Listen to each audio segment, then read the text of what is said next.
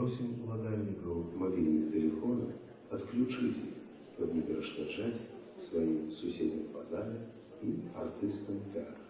Дзякуй.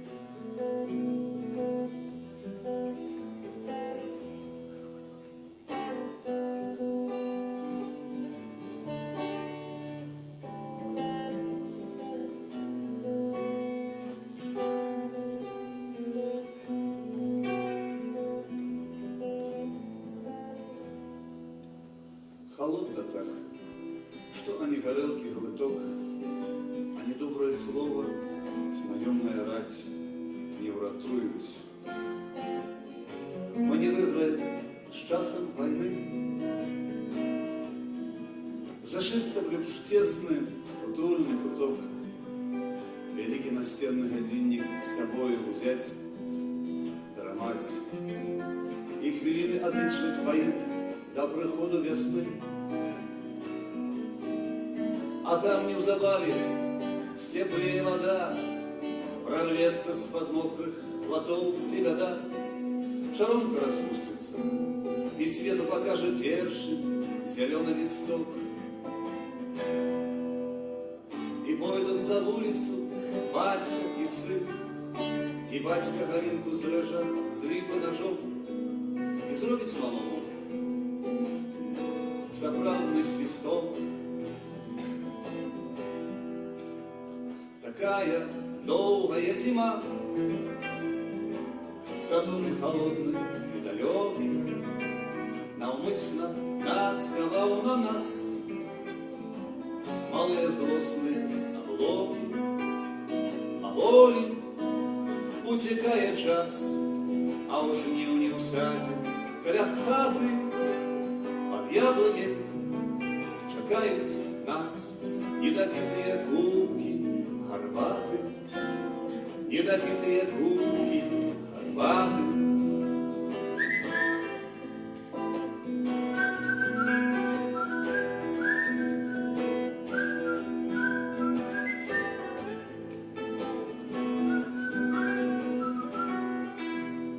Морозы и коляды, цыганы и медведи, Дед Морозы під яблою, віншаванні, салюти, так обольвавши. Горший вечный, салат на столе. Может, сядем у тягник и потиху поедем туды, где все босыми ходят у лютым, где цвете олеандр, где никто, а ни сея, ни жне. А вернемся тут уже, степлее вода прорвется с-под мокрых плотов лебеда. Шаровка распустится, и свету покажет перший зеленый листок. И ластовки, ластовки снова принесут молодую, молодую на крылах весну. А батька малому змайструє сопрано свисток. Такая долгая зима,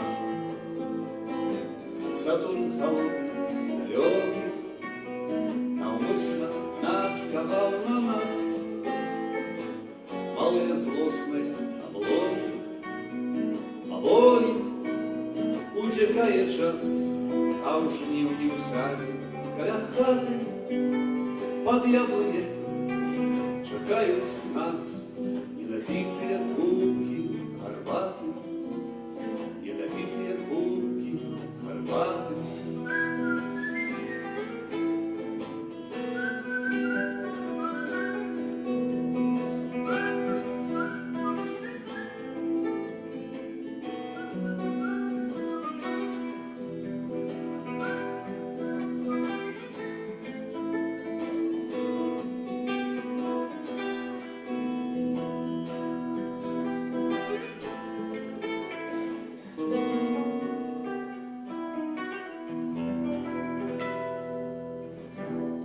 Добрый вечер.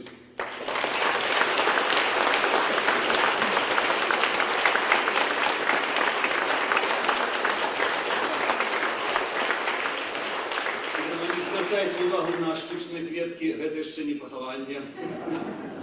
Будем жить. Сегодня со мной ласкаво сходился поиграть Игорь Панасик, группа «Дежавю», лидер-гитарист. Я вас сегодня віншую. По-перше, сегодня гробница православная. По-другое, сегодня у нас католический праздник Святого Валентина, продленный на один день. По-третье, 25 лет тому назад, нарешті, советские войска вышли из Афганистана, и все те, кто тут вышли живыми, здоровыми, я вас вітаю так само. Со святом! Мы сегодня с вами будем робить так. Сперва мы вспомним нечто такое старое, потом я вам нечто такое почитаю абсолютно новое, потом вспомним нечто больше новое, а потом будет сегодня абсолютно новое. Так что я сегодня вас не расширую. Помните, как там, к вопросу стояния пера. Перо будет стоять всегда и вечно. Вот. По-другому, конечно, дякую музычной Акуле Сапрановичу, который, не глядячи на то, что нас уже не пускают в центр, все равно здесь, знаете, по провинции, хотя это уже центр, правда, у Минску, все равно неким чином робите эти концерты. Я думаю, что Виталий, который не столько из почуття, это самое, патриотизму, сколько из почуття того, что все-таки залы бывают полные. Так что он за это, конечно, має. Дякую, Сапранович.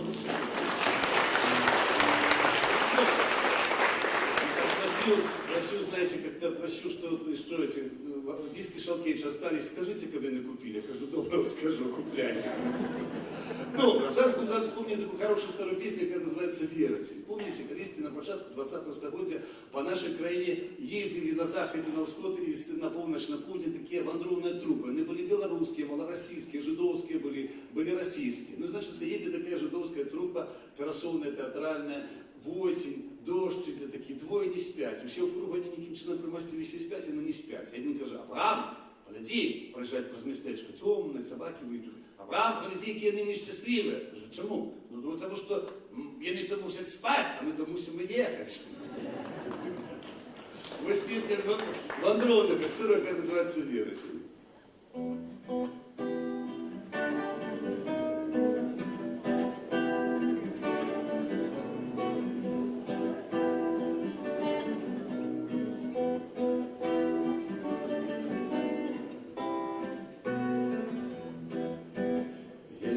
Осень, свободная пора, дождь и дева с перестанку, прибиться на наш до двора.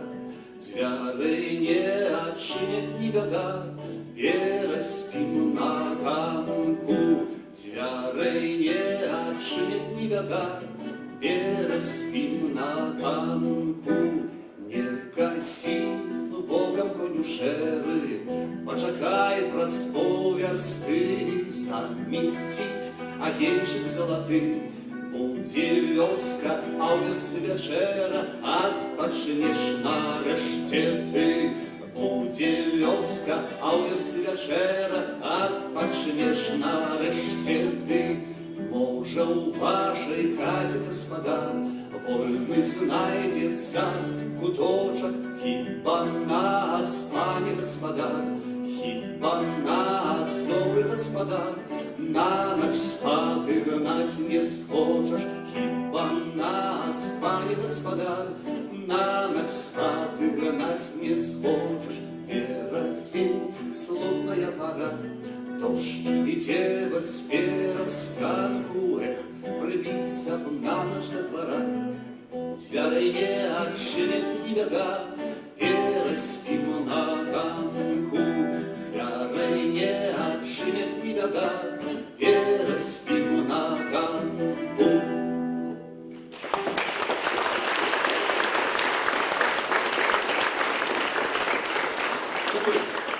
Наступная песня будет называться «Наш бедный вясковый Бог». Ведаеце, калі быў студэнтам, і вельмі хацеў да хаты.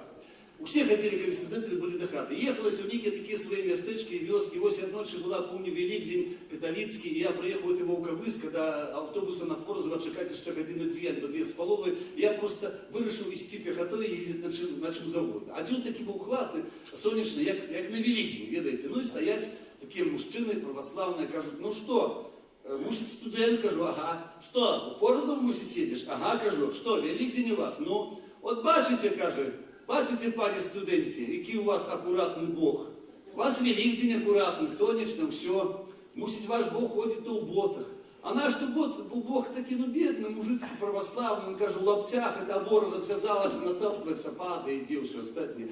Для их Бог практически был живым. И он існаваў, ён хадзіў, вось і ўсё. Ну і з гэтай нагоды ўзнікла такая песня, якая называется «Наш бедный вясковый Бог». Только не про то, что мы, знаете, такие недоношенные, плохие вообще. Просто вот ён здесь есть, добро.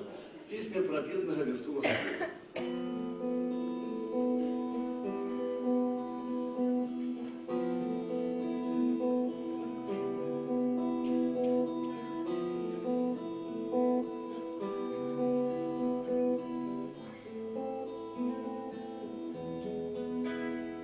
Наш бедный вясковый Бог мае шашалем патручаныя вочы, спаглядае маўкліва з кута на парог. Ён даўно уцёк адсюль, каб змог. Наш бедны вясковы Бог, наш бедны вясковы Бог.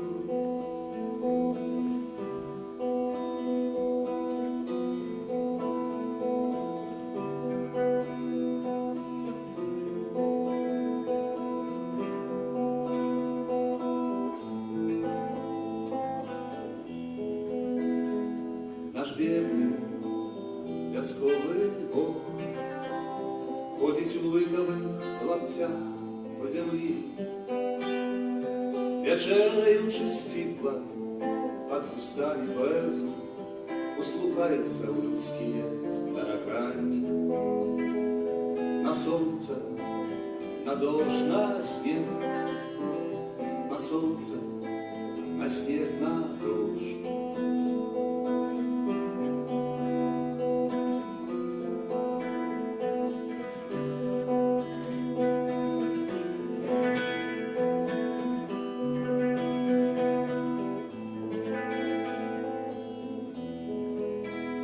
Наш бедный вясковый Бог ішов аднойчы ў спёку пехатою, а ехаў побач гэтай самаю дарога святар з залатым крыжом у Мерседесе. І як ехаў, так і паехаў далей, таму што не ведаў твар нашага беднага вясковага Бога.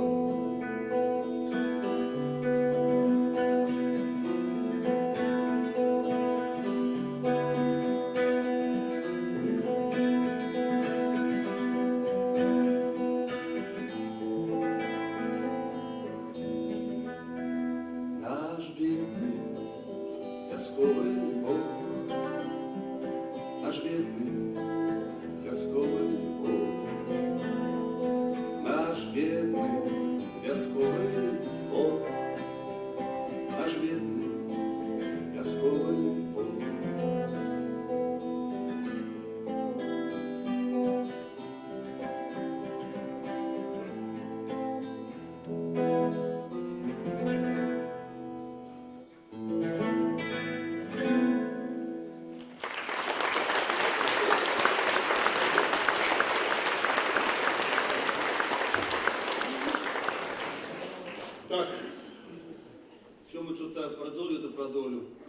ой смутны, ой беларускі, ой блюз.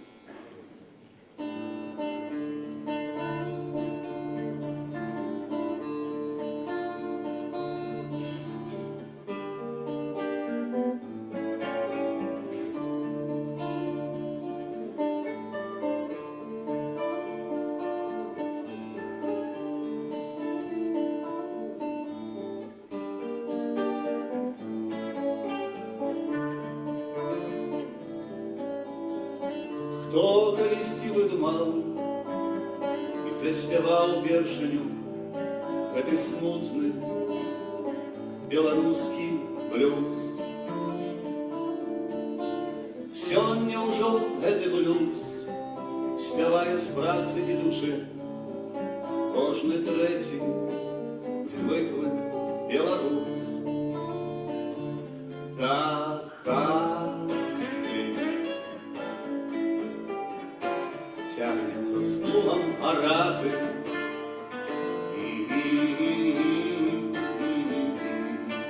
на улице песню спявают дзяўчаты.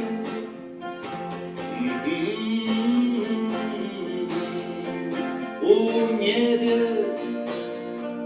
высоко летят огляняты, смутный белорусский блюз.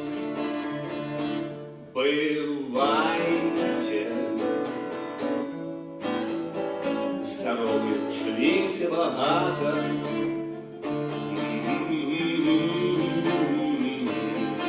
а мы отъезжаем у Соединенных Штаты.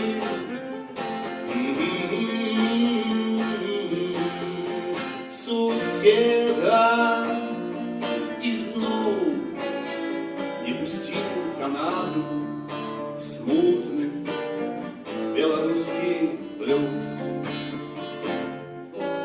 Ой, вы руки ў мазалях, праца ты штодзённая моя, ой, ты смутны беларускі блюз. Цяжка жыць, марны лёс, каб хто здэцца грошай воз прывёз, скуль там смутны беларускі блюз. Як дужа на вуліцах пылу і чаду,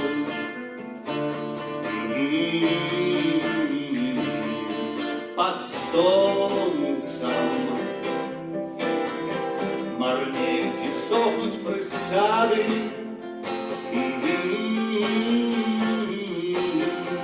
Суседа ізноў не пусцілі ў Канаду смутны беларускі блюз. Да хаты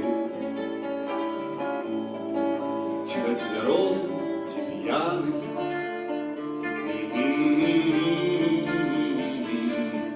да хаты со скругою и послухмяна,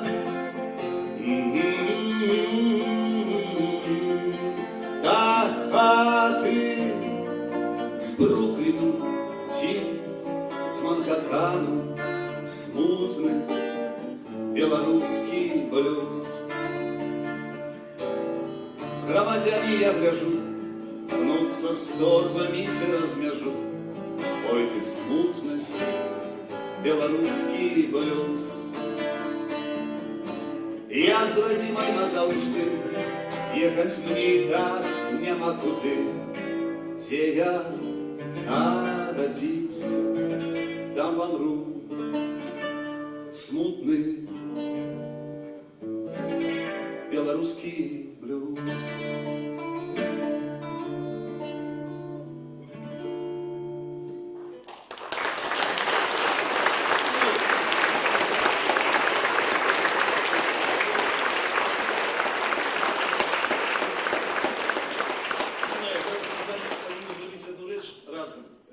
Мне сябра есть в Москве.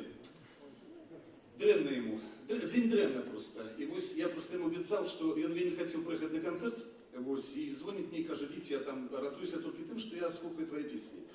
Вось, зараз мы просто ему позвоним и гэтую наступную песню спеваем менавіта ему. Зараз, пачекайте. Пробачьте, але ну, мы мусим это зробить, я не хочу прыгать, я не можу. И ему, правда, вельми тяжко. Древно, кстати. Зараз. Ну, давайте уже. Так. Так. Не повинен чекать. Ой, Боже, Боже. Ну, вчора ще дзвонив, ще був живий. Алло. Леша. Добре. Сибирь, мы скажем, что мы ему звонили. Вообще свидетель. Все, мы ему звонили. Мы ему звонили, и он ведь хотел это почуть. Все. Все, я выключу телефон, будем... Не выключу, все. Так. Вообще нормальные народы спевают песни про те спиртные напои, которые не уживают. А русские про горелку, поляцы про водку, шотландцы про виски. Только мы, городный народ, ничего никогда не пели. Ну, сейчас мы споем.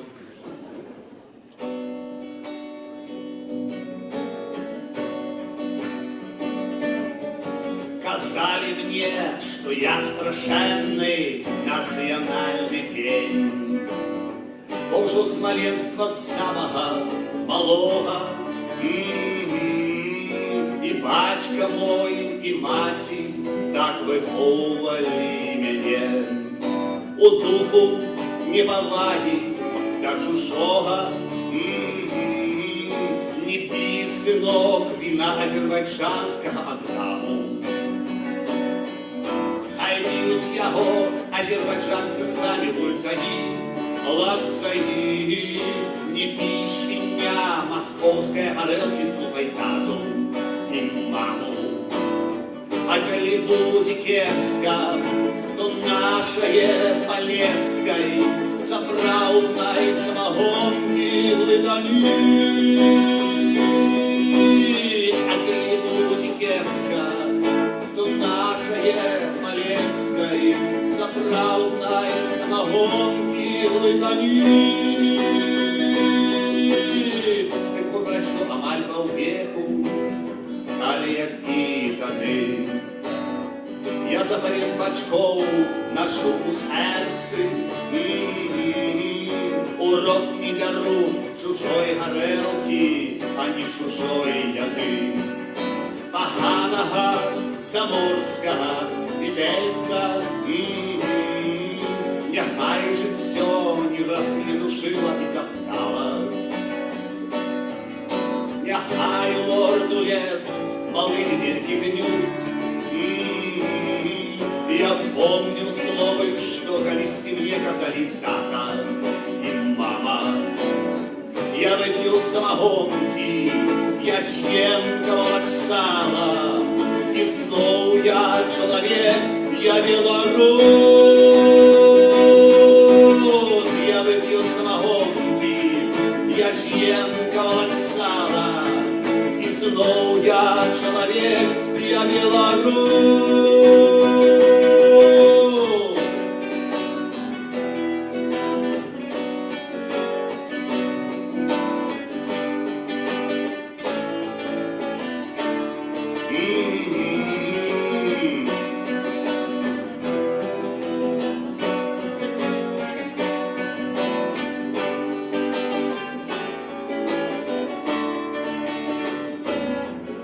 Няхай жыццё ні раз не душыла і каптала. Няхай морду лес малы велькі гнюс. Я помню словы, что колисти мне казали тата и мама. Я выпью самогонки, я съем кавалок сала, и снова я человек, я белорус. Я выпью самогонки, я съем кавалок сала, и снова я человек, я белорус. Ча-ча-ча!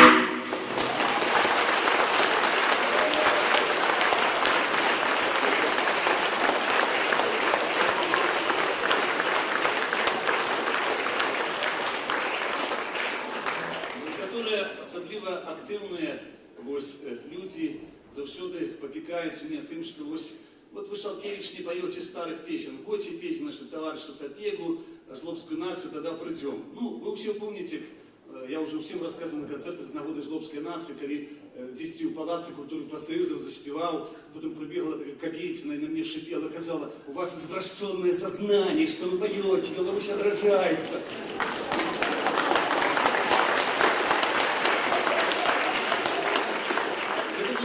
Це була директорка першого дитячого садка «Сподарня Прима», зараз вона в еміграції в Америці. Все с этого починали, не знаю, бачиться. Мне не хочется никуда ехать. Ну, где же я вас кину? Тем не меньше, я одну песню все-таки вам заспеваю, потому что это не то, что она любимая моя песня. Эта песня такая evergreen, она вот вошла пару польских режиссеров попросила меня дозволу зробити, так сказать, з этой песни саундтрек, так званий, до их фильму.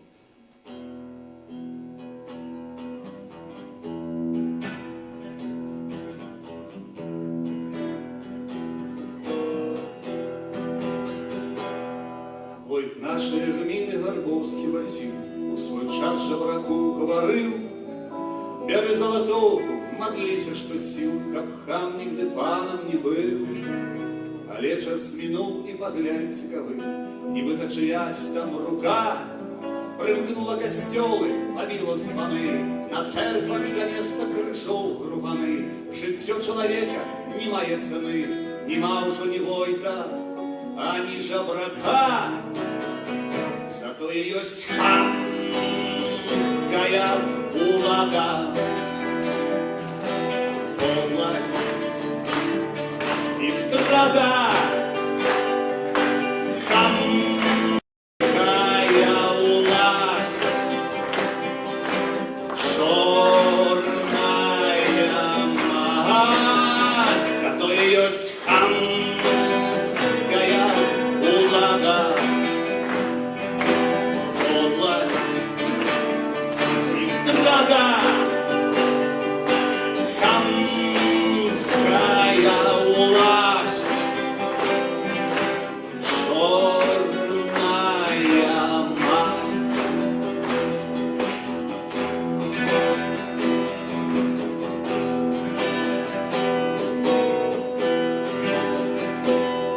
Задули вятрыски з чужой сторони, нанесли снягов і дожджов. Усходній тягнік, як бандит, засвистав, пропер певру нових панов. Я довго стояв і не мог зрозуміти, а потім же вока набив. Гляжу, що не пан, то вчорашній жабрак, подраные боти, припалений фрак, але ж мордою тримається так, нібито шляхетської криві. А на самой справе хамская улага, область и страда. Хамская власть, черная масть.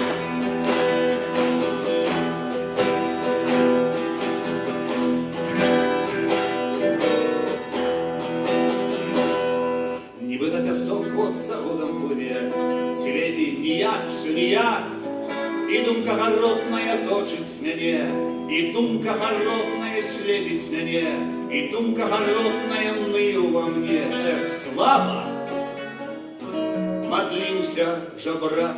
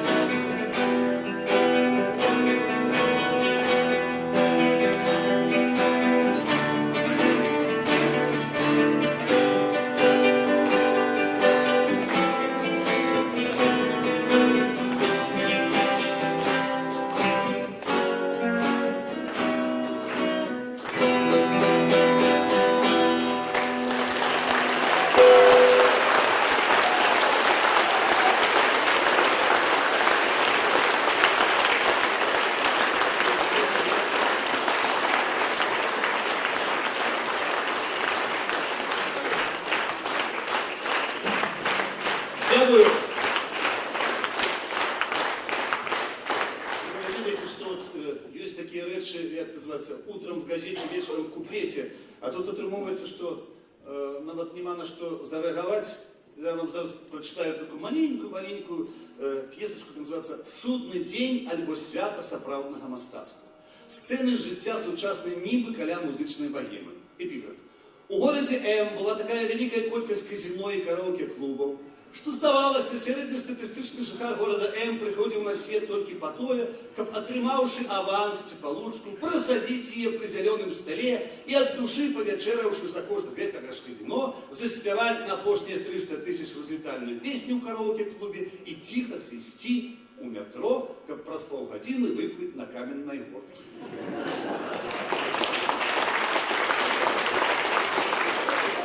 Подобные действия мы уже читали только где. Мы находимся за кулисами великой сцены неокресленной культурно-просветной установы кшталту Палаца мастацтваў, Республики спорту ці профсоюзов. Хіба што праз некалькі хвілінаў тут пачнуцца важныя падзеі, потому что соваюцца по коридорах туды-сюды некие люди с микрофонами и камерами, бегают прибиральщицы у синих халатах с ведрами, и то там, то сям подтирают подлогу смердючими ганучами. Проходить важные и одразу вертаются працаўнікі пожарной аховы, МЧСовцы, люди у цивильном да іншых.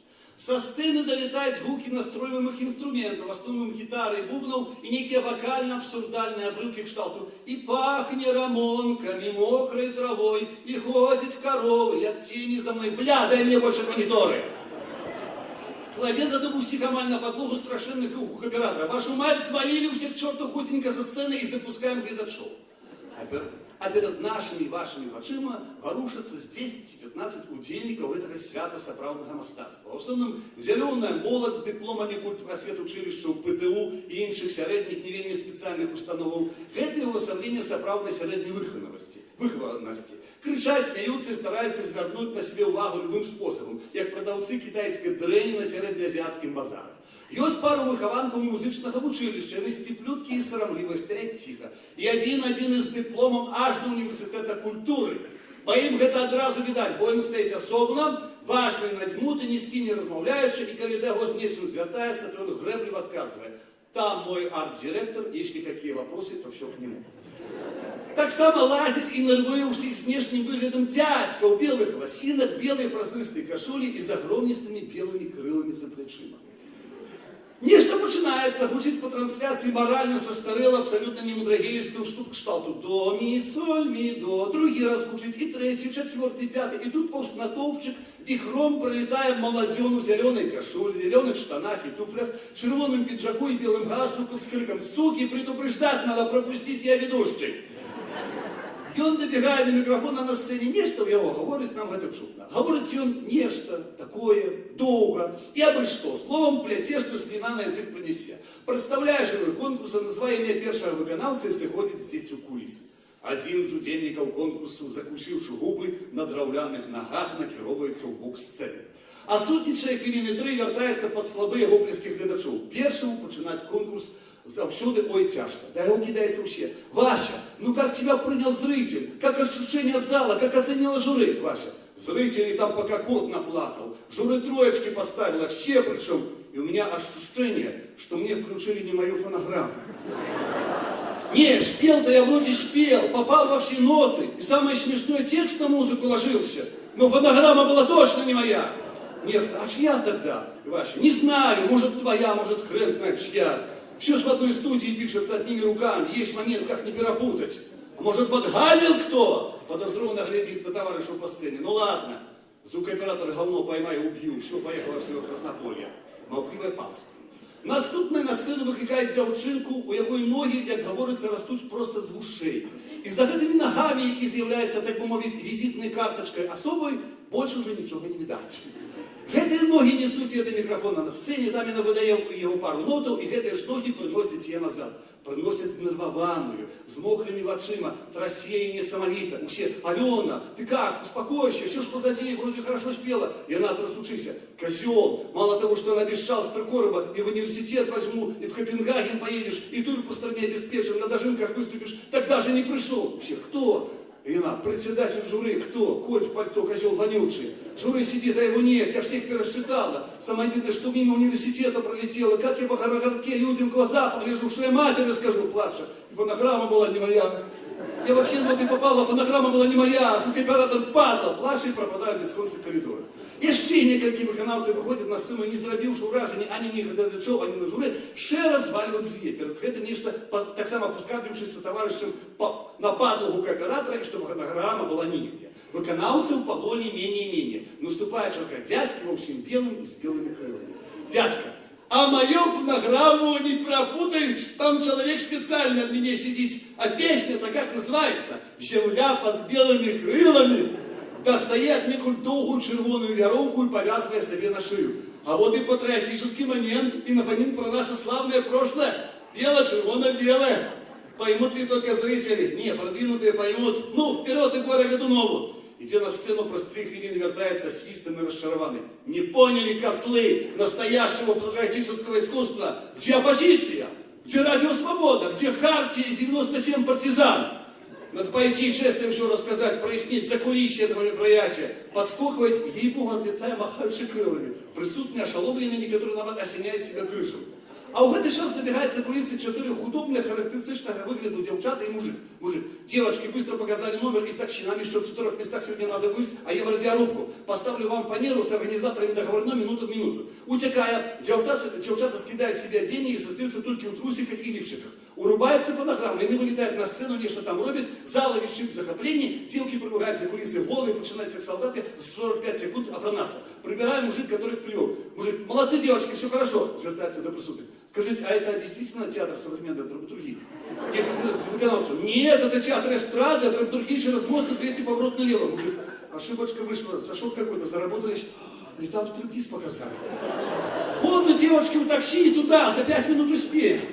Сникай, яшчэ нехто выступае, яшчэ. Выходит с гримерки дуэт. 2 хлопчука, один с гитарой, один до одного. Пойдем пописаем, пока выход. Эй, подержите кто гитару, суете руки некому. Нехта, вредно. Я вам устрою конкурс, оглядаются, крутить все колки. Дуэт, пробегаючи на сцену, выхопливая гитару с рук некого. Ну и мы докладно чуем, что и як можно сыграть на расстроенной гитаре. Дуэт вертается, як собаками покусанный, гитарист.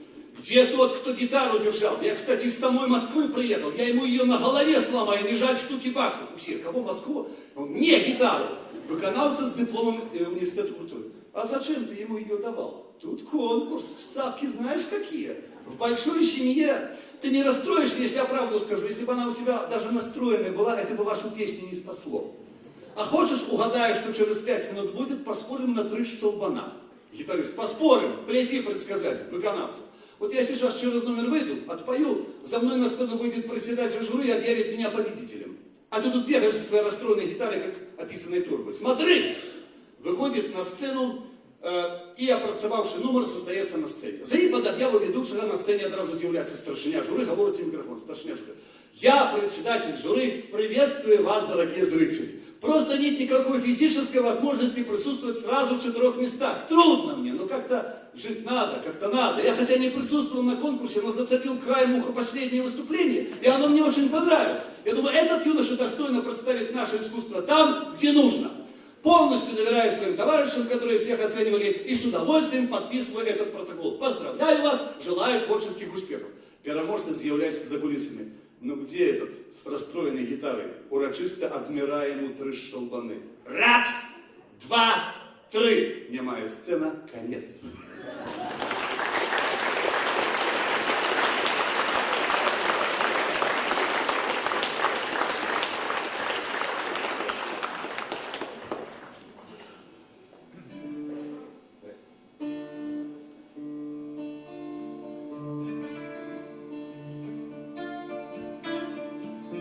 Мицкевич ніколі не ездил в плацкартным вагоне. Тому ён і бачыць ніколі на ўласныя вочы не мог, як людзі спяшаюць, бягуць па заходжаным склізкім пероне і цягнуць пляскатыя торбы ці на колах маленькі вазок. Няшчасныя людзі знавечана пахмурымі тварамі, ім жыць бы ты жыць, а яны ўсё лічаць, хапаюць, а рублі всё цёгаюць торбачкі, торбы з пакункі з добром і таварамі.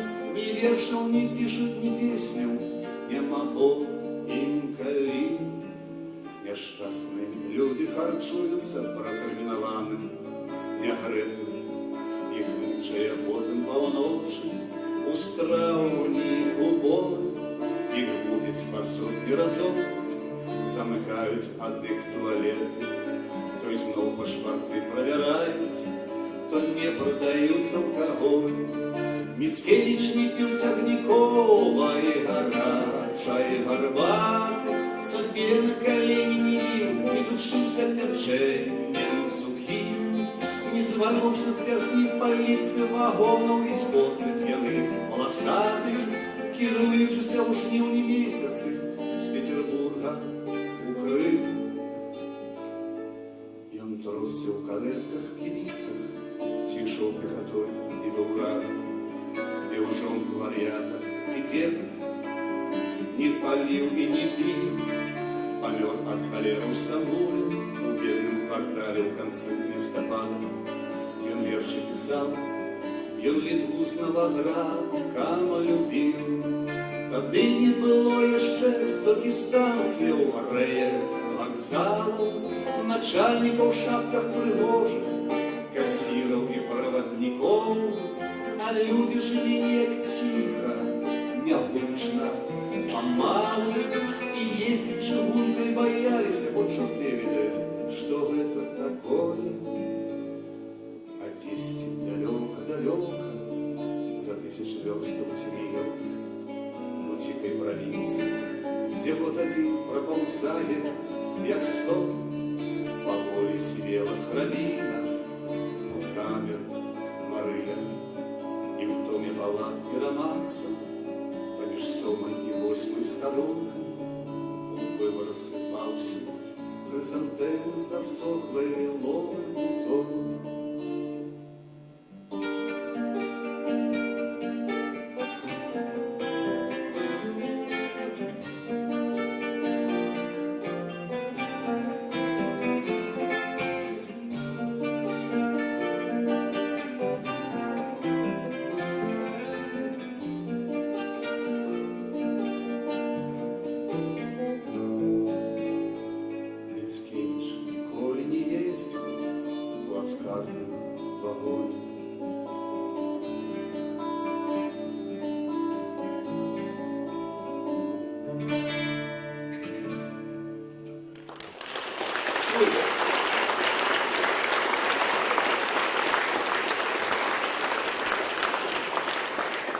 А гэтая романтычная гісторыя адбылася ў маленькім мястэчку дзесьці на ўсходзе, якое называецца Хоцімск. Балада пра мястэчка Хоцімск.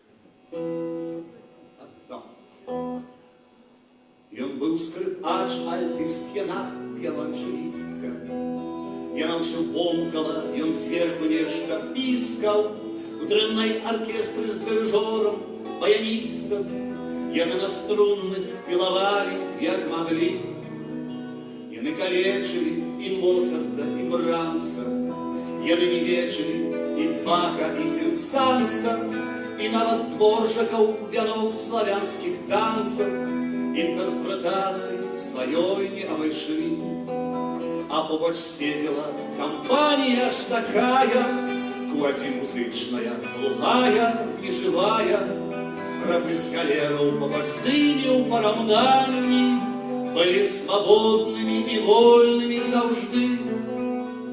Калі здараўся перапынак у рабоце, цякала пара ад усіх мястэчка Хоцімск, і месца не было фальшывай дрэннай ноце у хатэлі танным на галоўнай вуліцы. Бо там яе ён супакойваў і разбройваў, гладзіў і песціў, упрыгожваў і настройваў, а на стале стаялі шклянкі і пакорліва чакала смерці віно ў бутэльцы.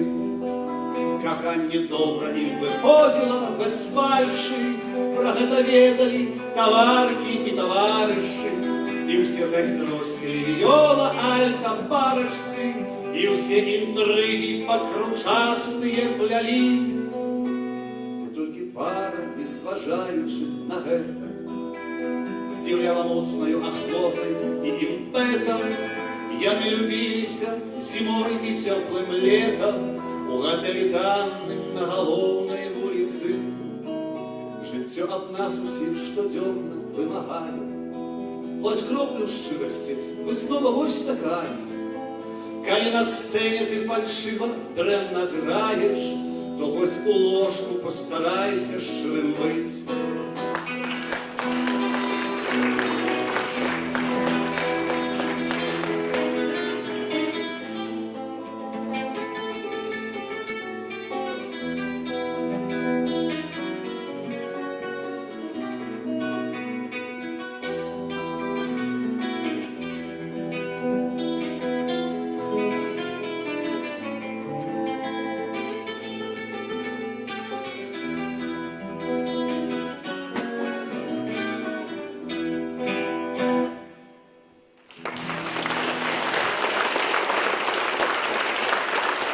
Днем Святого Валентина. Перевод Шекспира читаю. День Святого Валентина, на исходе дня, ты поганая скотина, полюби меня. Футбольная трактовка, ясно. Все понимаем. А наступная песня будет посвящаться наставницам в школах.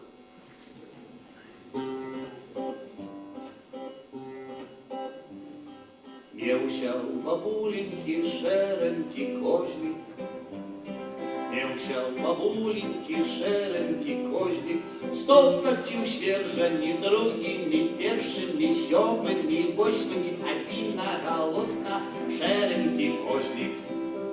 Бабулечка козліка надта любіла, Бабулечка козліка надта любіла, в столбцах ці ў свержані другімі, першымі, сёмымі, восьмымі, адзінагалосна вельмі любіла. Шэрыя штонікі козліку сшыла, Шэрыя штонікі козліку сшыла, в столбцах ці ў свержані другімі, першымі, сёмымі, восьмымі, адзінагалосна новыя шыла. Захотелося козлику попарцевать, Захотелося козлику попарцевать, в столбцах ці ў свержані другімі, першымі, сёмымі, восьмымі, адзінагалосна попарцевать. Новыя штонікі ўсім паказаць, Новыя штонікі ўсім паказаць, в столбцах ці ў свержані другімі, першымі, сёмымі, восьмымі, адзінагалосна ўсім паказаць. Напали на козлика молодшие школьники, Напали на козлика молодшие школьники, в столбцах ці ў свержані другімі, першымі, сёмымі, восьмымі, адзінагалосна молодшие школьники. Засталіся ад козліка шэрыя штонікі, Засталіся ад козліка шэрыя штонікі, в столбцах ці ў свержані другімі, першымі, сёмымі, восьмымі, адзінагалосна шэрыя штонікі.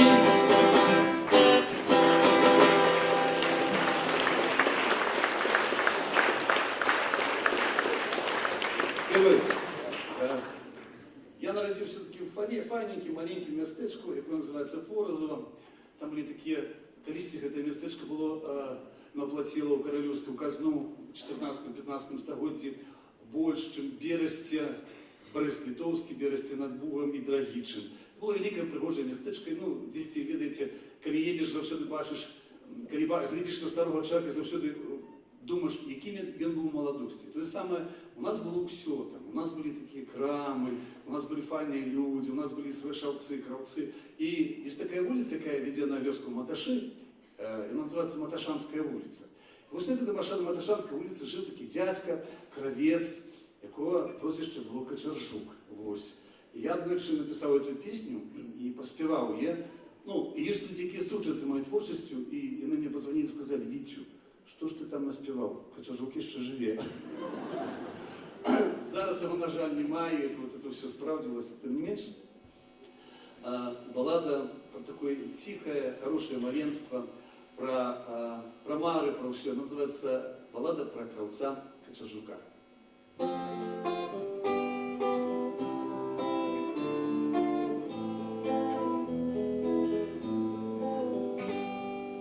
там, где липы доходников тулятся, где як діамант блищить мокрий брук. Жив на тихой Маташанской улице вельми добрый кравец Качаржук. Жив на тихой Маташанской улице вельми добрый кравец Качаржук. И он не был ни у калгасе, ни у партии, только некалі у войску служил.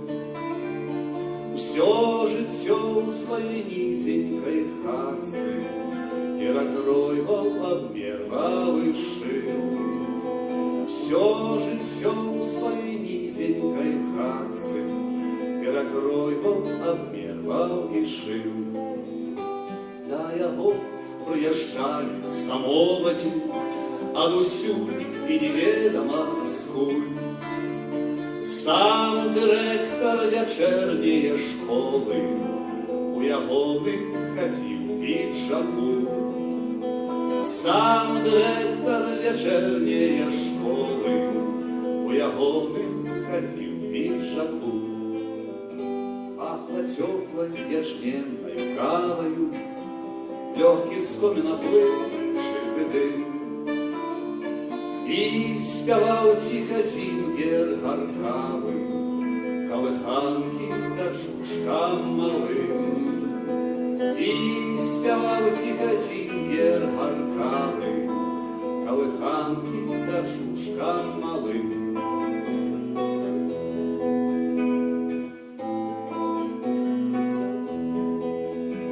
Сегодня ходит по улицах тени, и не вернется час, не чакай. Моль пожерла у шафах оденье, и няма уже у Качаржука. Моль пожерла у шафах оденье, и няма уже у Качаржука.